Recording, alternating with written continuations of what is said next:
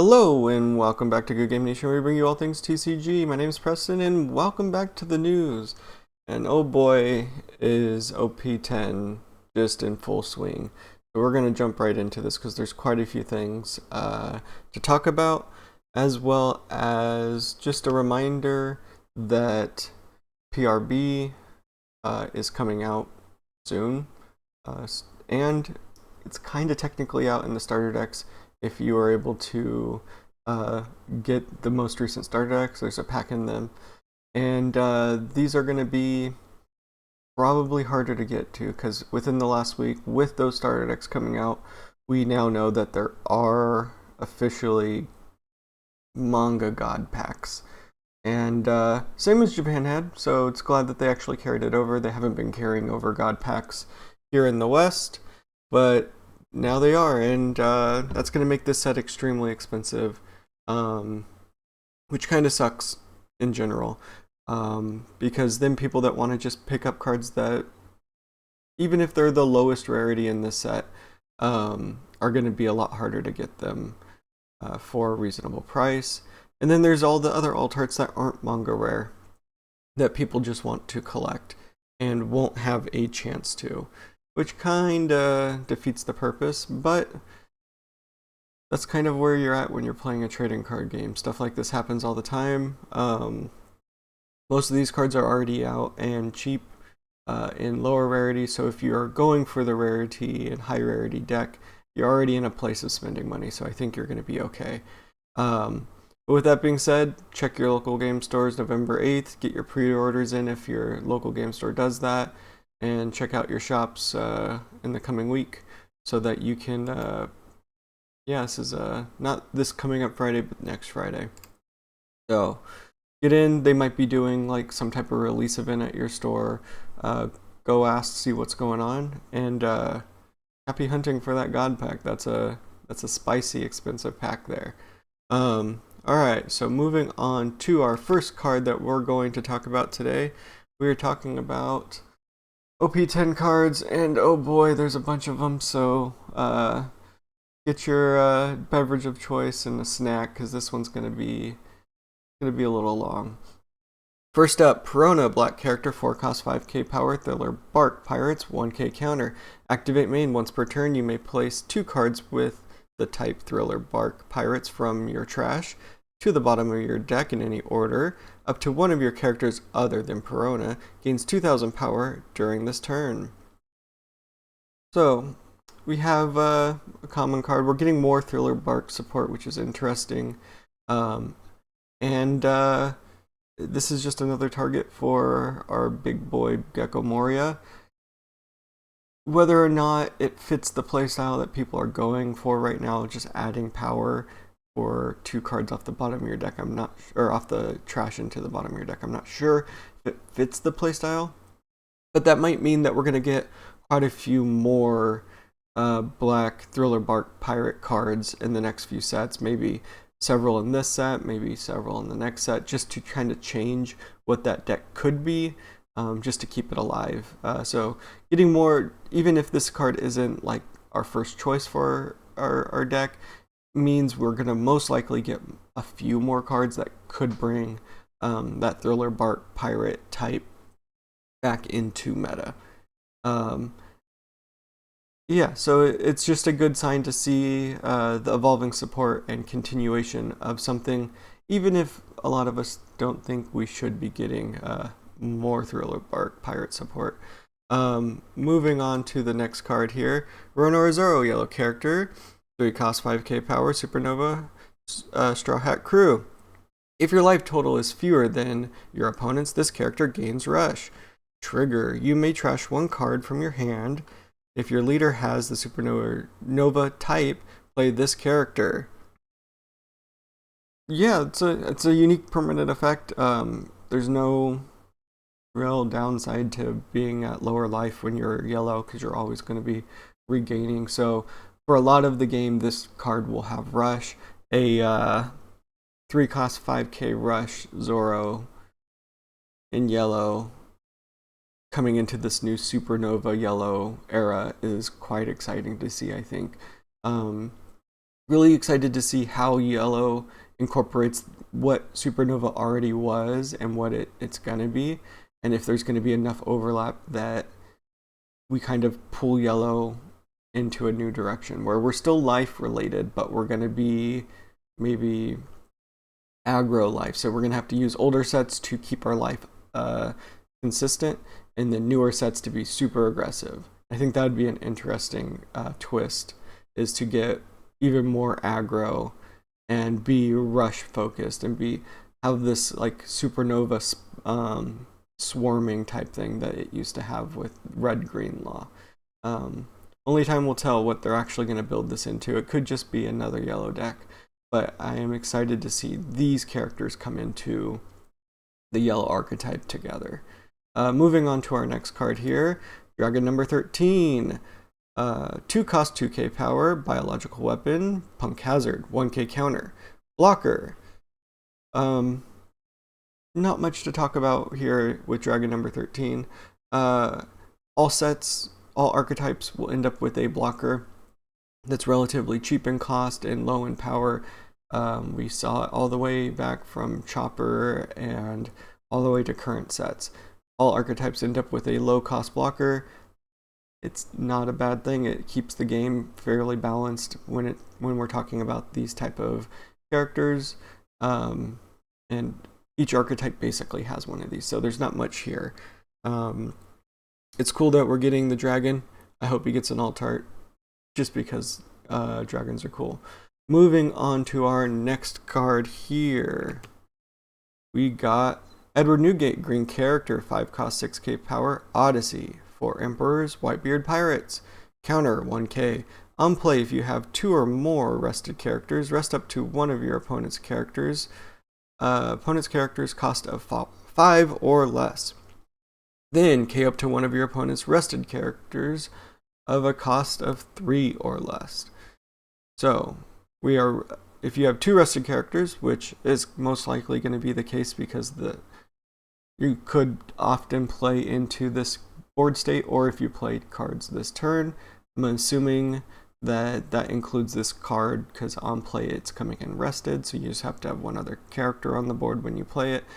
You rest a character 5 or less, then KO a 3 or less. So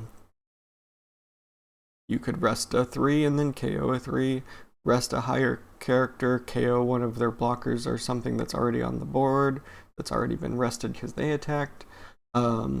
Nice addition to this set. Again, I think I said this last week, I don't know what's going to actually bring this deck into the meta because it's a very difficult deck to play. But seeing the support, like I said with the Thriller Bark Pirates at the beginning, is nice because they're not going to give up on it because it wasn't the top deck. And they often do have like some ebb and flow, so we might not get OP11 Odyssey cards, but at some point we might get a couple more cards just to try to stoke the flames of the deck, which is cool. This card, I like KO potential. I like being able to rest a blocker and then attack over it. Really interesting. I hope that Odyssey does get its chance to shine. But let's move on to our next character. Koala, blue character, 2 cost 3k power, Dressrosa, Revolutionary Army, 1k counter. When attacking, you may return one of your Revolutionary Army type characters with a cost of 3 or more to the owner's hand. This character gains 3000 power during this turn. That's pretty interesting. I like it for its late game potential, low cost, high attack power. I don't know where it fits currently because I'm not in a space to remember all of the Revolutionary Army leaders. I think, no, the Sabo doesn't. I don't know what blue Revolutionary Army leader there is. But yeah, I'm not sure. But this also has Dressrosa, so there might be a nice tie-in with the blue-black Usopp. But in any case, we'll have to look at what leaders are playable with this to make it interesting, because you're going to need to have quite a few Revolutionary Army type characters in your deck to make it playable at all, which might be to come if I'm remembering the Three Brothers deck, and all of the Sabo leaders don't know if they have blue.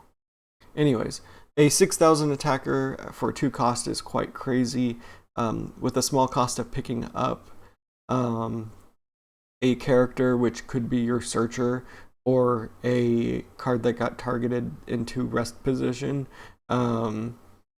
is quite interesting. So I like this. It has counter. It has a good in-game 6k for 2 cost, which is quite nice. It is quite destroyable before it gets that attack in, but if they're taking out the Koala, they're not taking out your key card, like any real key card, so that's not a bad thing. We'll have to see where Blue Revolutionary Army ends up. I'm excited to see those characters come back around again and see where they fit in. Let's move on to our next card here. Senor Pink, purple character, 5 cost 6k powered Don Quixote Pirates. On play, Don -1. Add up to one of your purple event cards with a cost of 5 or less from your trash to your hand. Then set up to one of your Don cards as active. That's really interesting. Makes him a 4 cost. Being able to reset one of those Dons to active. And then there's a really nice Don minus effect, which at this point I'm gonna say totally fine. And getting a purple event back is probably gonna be crazy. I would have to dig into all of our Don Quixote Pirates. Actually, it says a purple event card, so we don't know any purple event cards for Don Quixote Pirates yet. But that doesn't discount any of our purple event cards that are already in existence, because it doesn't say it has to have a specific type, it's just a purple event card. So think about all those ridiculous purple event cards that you've played in your purple decks and consider it a option to pick up. There's quite a few really interesting ones at 5 or less. So I like Senor Pink as a character. I like this card. Pretty happy. I'm really excited to see where purple Don Quixote Pirates go and how well we can build a green-purple Dofi deck, because it's probably the best use for these cards right now. Yeah, let's move on to our next thing.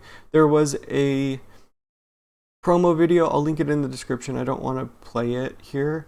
It's a minute long. It's on Twitter. Go watch it. We're going to just show you the cards because they were posted and there are images of them out there. But basically it revealed alt arts and a couple new characters. So the alt arts it revealed are our alt art leaders. The first one here is Smoker. These are going to be our set alt arts. I'm really excited to get them. I mean, fairly early in the process. I feel like we're only like 2 or 3 weeks in. Here's our Caesar Clown. Got here and here. We got Law, we got Usopp, and we got Kid. And yeah, this one is, I think, by the animation, so it's from the episode. But we got all of our alt art leaders, and they are pretty cool. Let me know in the comments which leader is your favorite, what alt art is your favorite here. Don't consider card effects. I just want to know which art you like the most and which one stands out as the one that you're just going to get because you want it in your binder to flex on everybody. Gotta say, Eustace is, I'm a fanboy for Eustace, so that's probably one of the chase cards. But look at this Usopp. They couldn't have made him look any more tough. I love it, with the snot coming out of his nose. But with that being said, they also revealed some cards in that video. So let's jump into what those cards are and what they do. First one up here is a green event, and it's called Radio Knife. Green event. Heart Pirates, Dustrosa, Supernova. Main, rest up to one of your opponent's cost 6 or lower characters, then KO up to one of your opponent's rested 5 or lower characters. Trigger, rest up to one of your opponent's cost 4 characters. So kind of similar, going back to Whitebeard, you could rest a card and KO that card if it meets both conditions. So hitting a 5 straight up, killing it. For 4 Dawn, you'll have to make that decision, is if that fits in your deck and is a better play than a character card that could do similar things. With a trigger of resting one of your opponent's characters, that's really interesting. I love triggers that will have effects on your opponent's board state. Since they just attacked you, you took a life, you flip this up, you target one of their cards that hasn't attacked yet. I love that that option in play. When building a green deck, you have to really be sure, in any deck really, if the event card is worth the play over the character that could do something similar. So we'll have to see if we can dig into those decks at some point and figure out if this is actually super useful, or if it's just a reprint of another card that we don't really care to play because it's not fast enough. Moving on to our next card here, we got Don Quixote Doflamingo. We got SR Doflamingo coming. Okay, Don Quixote Doflamingo, the 7 Warlord, Don Quixote Pirates. On play, Don -1. Play up to one of your 5 cost or lower Don Quixote type character cards from your hand. On opponent's attack, you may rest one of your Don, add up to 1 active Don from your Don deck. Okay, it's an 8 cost that ramps on your opponent's turn, which is kind of crazy. Crazy in like, is it super relevant to be doing that when there's other ramp cards that are cheaper and can get there better? Don -1 on play, play a 5 or less. So he's pulling a character onto the board. That's kind of lovely. You're playing 8, you're getting 13 cost worth of character on board. If we can just keep adding that up, so if we get other characters that are 5 or less that say pull, like we saw this with the, I think, set 2 film stuff, where you played a character, it played a lower cost character, it could play a lower cost character. Don't think they're going to do that, because we're starting at cost 8 here, and that would be quite the waterfall. But we have to have something to put up with Gecko Moria, going from no cards on board to like a full board state with Gecko Moria. So there might be a reason to do that. But overall, I like it. I love that. In actuality, I do love that on opponent's attack, you can rest a Don and get an active Don. I do believe it's going to be once per turn. So once per turn, getting a Don back, so you can have some Don minuses. All you have to do is have a Don active, which should be possible with Green Purple Dofi definitely gets that. So we'll have to see where it lands. It's an SR, so we probably get a cool altar to Dofi, which no one can really complain about. Moving on to our next card here. Roronoa Zoro, Black Character, Dressrosa, Straw Hat Crew, Supernova. Translator's note from the Discord. Can't really tell with the words on top of it, but it's assumed that those are the 3 types. Speaking of the Discord, always linked in the description down below. That's where we get our translations from. Back to our effect. On play, you may rest up to one of your Dressrosa type leaders or stages, KO up to one of your opponent's cost 4 or lower characters. Then place the top 2 cards of your deck into your trash. So the end of the effect really feeds into what Dressrosa has been, which is getting cards into your trash you can then recycle and do cool stuff with. KOing a 4 or lower at a 4 cost is quite interesting. I don't like that the Dressrosa archetype has you resting your leader, but I mean, Rebecca, it makes sense. It doesn't make sense for Usopp. And if there's a decent amount of stages, that might be interesting to rest the stage. I can't remember what Dressrosa stage does off the top of my head, but that's a better option than hitting your leader for the Usopp deck at least. Overall, good card. I like it. Decent attacker and with a decent effect. And if we can get some of those cost minus cards fit into this deck in a nice spot, we can hit a lot more than 4 cost cards, which is always nice when you think of the black decks. Okay, this is the one I was not expecting to see. We got this and something else. I was not expecting to see this early. This is our first secret. Spoilers for in 5 minutes or so when I get to it. We got both secrets. Our first one here is Trafalgar Law, yellow character, 7 cost, 9k power, Dressrosa, Supernova, Heart Pirates. On play, reveal a Supernova type card from your hand and add it to the top of your life face down. Then, if your leader has Supernova type, give up to 1 Rested Dawn to your leader. That's pretty interesting. It has... yeah, it's really interesting. So you're placing most likely a trigger onto the top of your life so that you can activate it and do cool stuff, doing yellow stuff, normal things. And then you get to add a Rested Dawn to your leader, making your leader a little bit stronger, which is quite nice. And you're going to have 7 Rested Dawn after playing this card, so you're ready to activate that secondary effect. A 7 cost 9k power card is quite nice. I am really excited. Like, the more cards that come out for this yellow, I'm more excited to be playing Supernovas and playing a yellow deck that's going to do the same like nonsense that it already is doing, but just with the characters I want to see.